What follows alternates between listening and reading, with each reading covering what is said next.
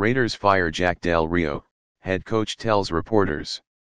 It doesn't happen often that a head coach breaks his own news, but it happened on Sunday evening.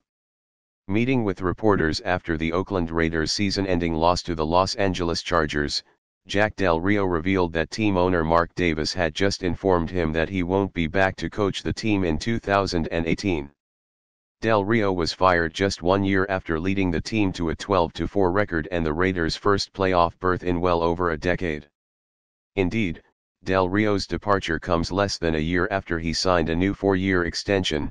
In announcing the deal, Raiders owner Mark Davis said the initial 4-year deal Del Rio signed upon his hiring in 2015 had been torn up and that he was excited to continue building on the strong foundation that's been established.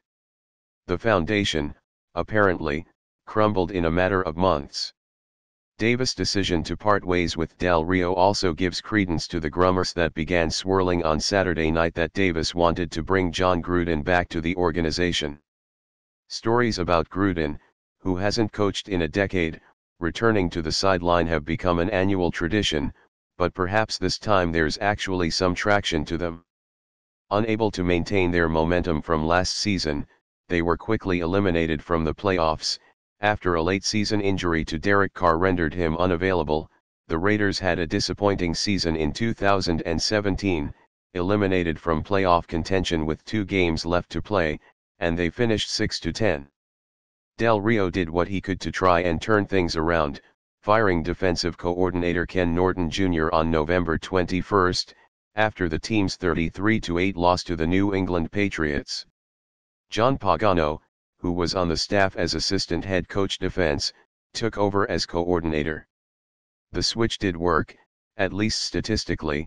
Over their first 10 games, with Norton running the defense, the Raiders allowed 367 yards per game, including 113.8 rushing yards and 253.2 passing yards, and they were 31st in the league on third down, allowing 46%, 63 of 137.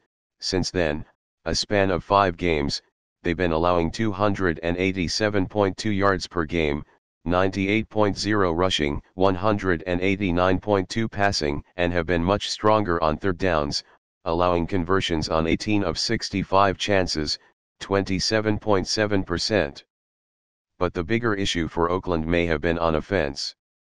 Under first-year coordinator Todd Downing, the group appeared to take a step back, particularly Carr and receiver Amari Cooper. Downing served as quarterbacks coach for the 2015-16 seasons, so perhaps the increased workload as play caller overwhelmed him, but the difference in the offense's performance from last year to this is stark. Carr more than doubled his interceptions, with 13 this year after just 6 in 2016. Other marks, like completion percentage and yards per attempt, saw a dip. Amari Cooper, who had a Pro Bowl season in 2016, had a significant drop in his output, as did Michael Crabtree. Last year, that pair combined for over 2,100 receiving yards on 172 catches. Some of that might be attributed to the addition of tight end Jared Cook, but a solid tight end, in theory, should have made the offense better. The Raiders are essentially a dead team walking in Oakland, as 2018 could be their last season in the city before moving to Las Vegas, so perhaps firing Del Rio was done with the idea of keeping fans interested in mind.